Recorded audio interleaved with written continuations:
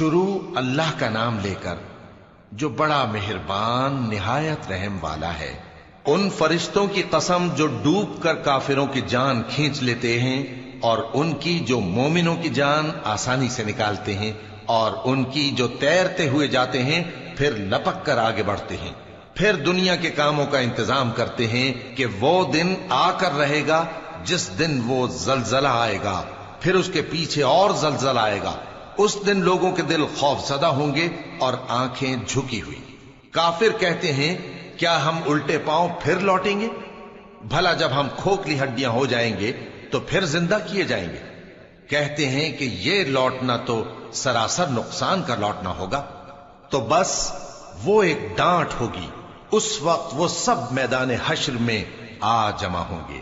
بھلا تم کو موسیٰ کی حکایت پہنچی ہے جب ان کے پروردگار نے ان کو پاک میدان یعنی طویٰ میں پکارا اور حکم دیا کہ فرعون کے پاس جاؤ کہ وہ سرکش ہو رہا ہے، پھر اس سے کہو کہ کیا تو چاہتا ہے کہ پاک ہو جائے اور میں تجھے تیرے پروردگار کا رستہ بتاؤں تاکہ تجھ کو خوف پیدا ہو؟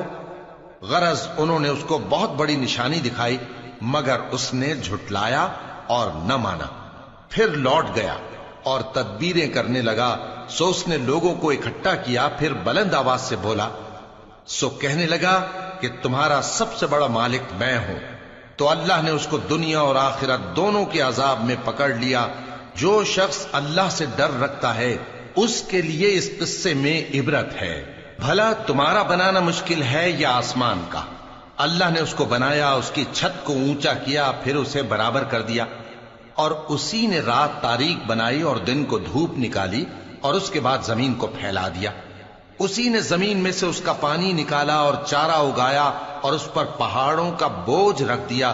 یہ سب کچھ تمہارے اور تمہارے مویشیوں کے فائدے کے لیے کیا۔ پھر جب وہ بہت بڑی آفت آئے گی اس دن انسان جو محنت وہ کرتا رہا یاد کرے گا، اور دوزخ دیکھنے والے کے سامنے لا کر رکھ دی جائے گی۔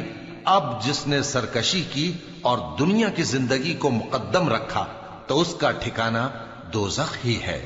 اور جو اپنے پروردگار کے سامنے کھڑے ہونے سے ڈرتا اور نفس کو بیجا خواہشوں سے روکتا رہا تو اس کا ٹھکانہ بہشت ہی ہے۔